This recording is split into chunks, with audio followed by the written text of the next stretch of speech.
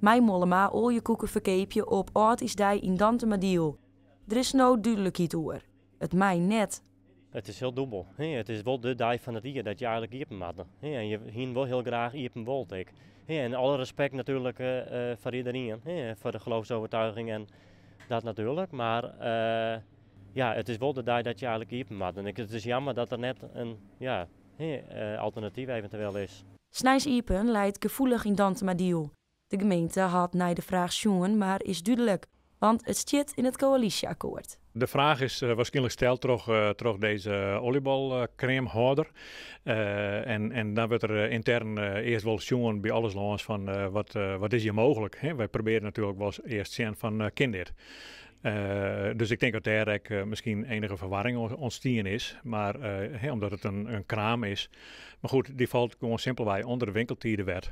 En dus mag u daar gewoon aan horen. En op stritten binnen de meningen duidelijk. Ik ben altijd naar Gerard voor de oliebal en ik vanuit Noord-Eerst-Friesland, dus voor mij is het ook wel een ding.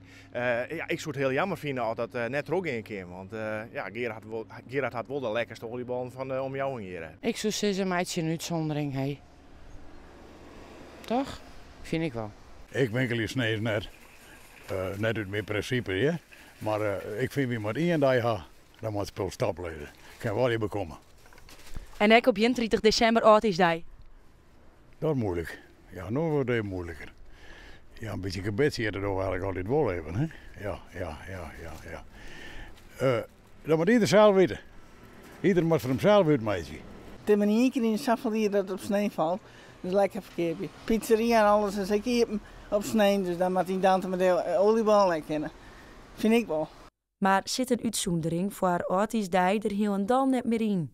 Dat zou dan de Rie zelf doen moeten. Wij kennen als college daar geen uitzondering op meisje. Afspraak leiter en sneeuw de winkels net iepen. Dat geldt net alleen voor de olieballenkraam. Dat geldt natuurlijk ook voor de supermarkt die ook olieballen verkeerd heeft en de bakker die ook olieballen verkeerd heeft. Dus ja, wij lopen dan uiteindelijk ook een grens, dat is ook lastig. Maar wat ons betreft, ja, dan respecteren we de meerderheid van de Rie hierin. Die had ooit dit zo beslist.